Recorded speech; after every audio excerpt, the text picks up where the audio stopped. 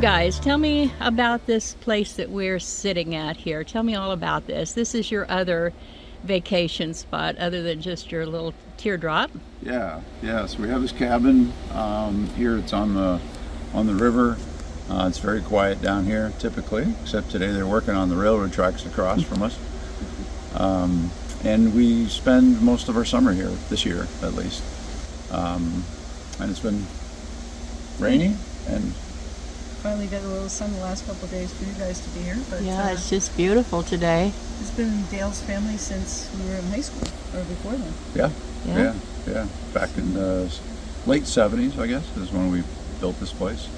And since we've been retired for the last 7 years, we've been doing some other projects around here, keeping it, making it more grandkid friendly.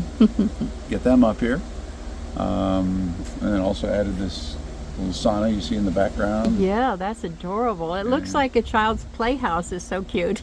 It is at times, though. Yeah, I bet it is. So See what's that. in there? What have you done there? You built that all yourself, right? Yeah, we built it.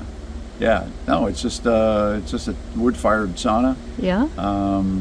Pretty typical. It's about 6 foot by 8 foot, I think, which is actually quite large as far as saunas go. Yeah. It's one of the bigger sizes. So, and it's great on days like this when it feels like fall and the air's got a little chill. Then it's nice to use the sauna at the end of the day. So. Yeah. And what's that out on the porch of your sauna?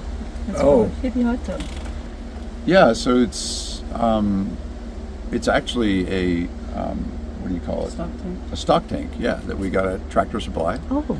And we were just going to use it as a cold plunge for the sauna. In the summertime, you need someplace to cool off. And so we put 50-degree well water in there, and that does a really nice job in between sessions in the sauna. But once we got it in, we decided that maybe we could do more with it. And we found this little stove that we can put on the outside of the hot tub. Yeah, I think I can kind of see it right there. I'll zoom in on that. Yeah. And we can heat the hot tub to 100 degrees roughly. Yeah. So that it's nice and toasty. And again, like on days like today. Right. There's no jet in it, so you have to use a paddle. But it's wonderful to get in there, especially on a cool night. And you've got this project right behind you here that you're working on. And what's that? It's just a wood-fired pizza oven. We've built one before at our home, and we use it a lot. And we use it for everything from. I mean, you can make bread. You can throw a nice steak on there. I mean, you can throw chicken, make chicken wings. I mean, you can put anything in there. Yeah. Nice. Of course, pizza is the big one. Here at our cabin, we're off-grid, and so we have a gas oven inside the cabin. But on summer days, it's a little warm in there to be using that oven. And so we decided that this might be a good idea. We'll keep the heat on the outside of the cabin this time of year. We'll be able to use it year-round, but it'll be nice in the summer whether we're, baking a lasagna or making bread or pizza. Yeah. 3/4 done now, I think, roughly. We still have a little roof to build over it so we can use it in the winter time as well. Stucco on the outside of the brick. This is just the fire brick. It's just the inside. And Right. then you got insulation to go on top. Yeah. And stucco. There's a little ways to go. Really, we've done everything. This was built in the mid to late 70s. We started around 77, I think. And it's still a work in progress, but we sort of had it mostly finished out by the early 90s. Yeah. And then we kind of did a little bit of a makeover 5 or 6 years ago, where we redid the kitchen, redid the bathroom, that kind of stuff. So. Yeah. And you've got a nice patio here. You didn't build that table though, I think, right? You built that table too? That was one of our projects Oh this my year. gosh. And the chairs? Not the chairs. Oh, but the okay. benches, yes. I finally found something here they didn't build.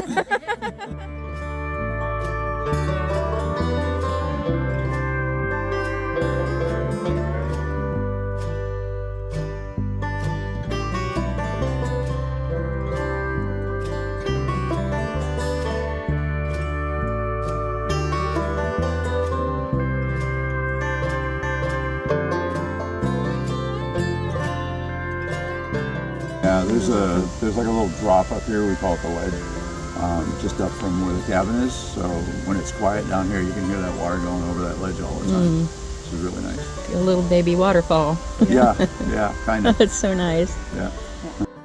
Okay, so down this way, there's Lee's van right there now, and my van is way down there, and there's another cabin back in there. Yeah, so that's our off-grid solar. In fact, we just upgraded and got a couple of bigger panels than what we had up there before. How much watt do you have now? We have 960 watts. Oh, nice. Before we had about 240 watts, so it's quadrupled what we Right. had for capacity. We changed all of our storage batteries from golf cart batteries to lithium batteries just this year, and then kind of changed all the things in between as well. So pretty much like a full upgrade on the solar, and it's it's amazing.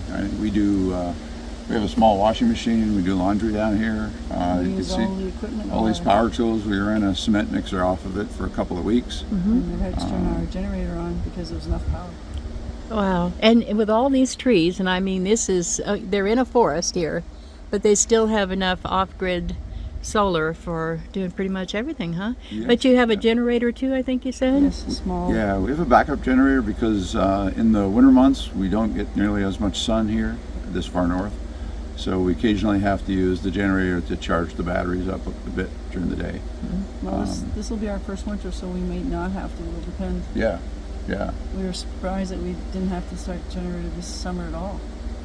right. Yeah, we haven't touched it for Since maybe a then. month Yeah. since we've had to use it at all. So, and it hasn't been a particularly sunny summer either. It's been Right. pretty. Pretty rainy. We have a well that's underneath that pump right there.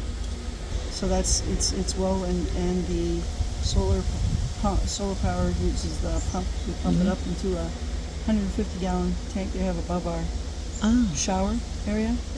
So it's all gravity fed. yeah. It fills our hot tub from there as well. Right. Believe it or not, because our wells, our container's higher than the Right. hot tub, so it actually fills it without having to use a pump. Do you have a pump on your well that's electric? Yes. Oh. Yeah, there's an electric pump down in the well, and then we also have a hand pump on the well, and that's mostly just for the grandkids to play with and Yeah. enjoy.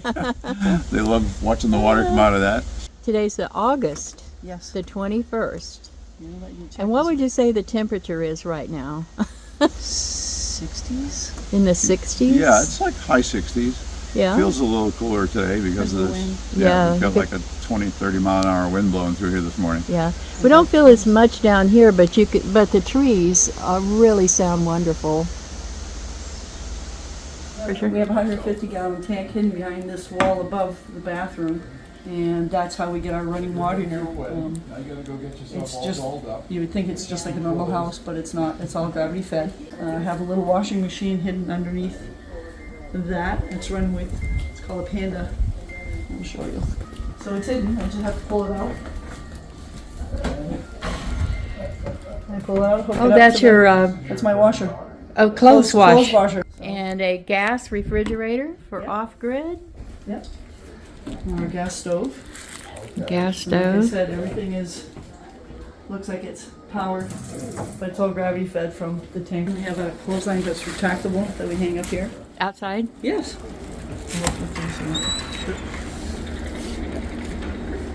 Got this beautiful porch. They can cook out here. You won't be using that quite as much when you get your pizza thing done. Out there, yeah. Got all your cooking utensils and Paella pan. paella pan. That's gigantic. I like it here. Beautiful breeze coming across the water there. And they've got swings For our grandkids. and like a whole play area over there.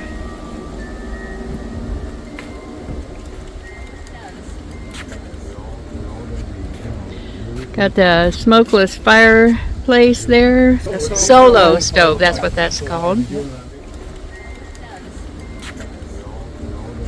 We talked about your travels in your other video. So you travel a lot. We just love to immerse ourselves in different cultures and different areas and looking at the history because we're such a young country here. I think we're always interested. One of the main things is how other people live in the world. So we try to do trips where we get to move slowly and immerse ourselves in that. We did a walk through Tuscany back in May. Yeah, back in May for 3 weeks. And it was really nice because you're walking through people's yards, you're walking near their yards, maybe more like it. And so you kind of get to experience the cities even in slow motion and really get more of a sense of how those people live, whether we're doing it on bicycle or on foot or... And we don't do I guess we do the touristy things, but we do the off-grid, off-road thing. We go different areas so you can really see the true culture and the true... You're closer to it. Native area, how they truly live, and not the touristy parts, like, Yeah. So, and we meet a lot of great people throughout the time. We've had lifelong friends, meeting people from other countries, and we still keep in touch with them. Yeah, we do. Yeah, we do. In fact, one of our best friends from when we walked the Camino de Santiago 7 years ago is a German fellow that lives in St. Croix. And we've become really close friends, and he did this walk through Italy with us. So it was the three of us doing this walk together, which you don't really see a lot of. Most people walk it solo or maybe with a spouse or something.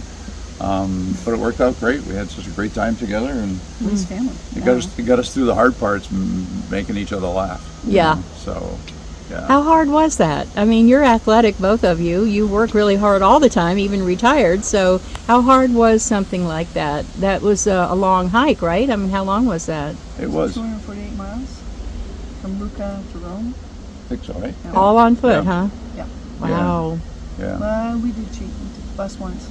Yeah. Because it was, Okay. they said it wasn't worth walking through that area. And it was true, because when we were on the bus, it wasn't safe for walking. It was on highways. So that part was fine. The rest of the time was gorgeous. Yeah, the rest of the time was excellent. But we did have, I remember we had one day where we ended at about 7 in the evening, and we all looked at each other and we're like, okay, we're not doing that again. It was a long walk. That was 20 miles that day, I think? Yeah, it was long, and we were just getting started. We were just like on our second or third day, and we were still kind of building our fitness up for the walk, and so that was a tough day, but then we always managed to, we changed it up after that so that it wasn't so difficult. And of course, by the end of the 3 weeks, you could walk 20-30 miles because now your body can take it, and you're conditioned to do it. So in 2009, we did a 12,000-mile motorcycle trip around the country.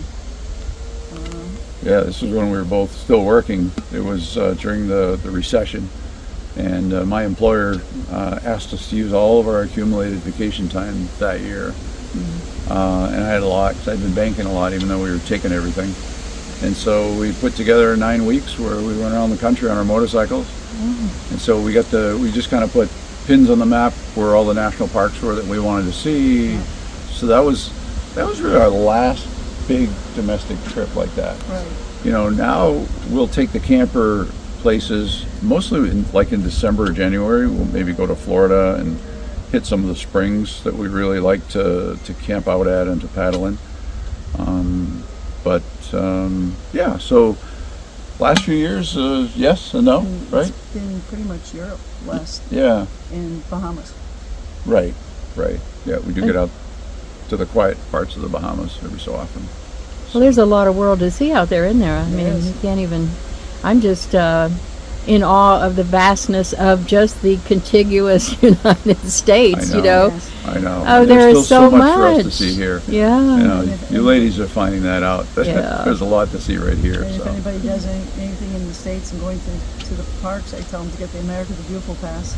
We're leaving in less than a month. Yeah, like in 3 weeks, we're going to Croatia. Wow. We're going to see this one by motorcycle. So we've rented 2 motorcycles for a couple of weeks. Instead of getting a car, because I think you enjoy and see the surroundings much nicer than in a car. It's easier to park. Well, guys, I really appreciate you letting us stay here for a couple of nights. This has just been amazing. What do you think of this place? It's paradise. It's great. Yeah, I'm Lee. jealous. Lee spent some time down at the water reading. It's so relaxing. sleeping. He's sleeping and reading. Yeah, it was great. So we really appreciate your hospitality here in this beautiful, undisclosed location, Right? Northern Maine. Yes. I don't Yeah, think thanks for there's- joining us. Yeah, I mean, Sure enjoyed having you both here. Wish you could stay longer, Oh, but well, you know, We could do. yeah. I know you guys are on wheels, so you We're guys on gotta keep wheels. moving, right? That's right. Maybe Glad to see have you you in here. Florida sometime. Who knows? You probably will. All right. Let me know when you get there. I will. Okay. Bye.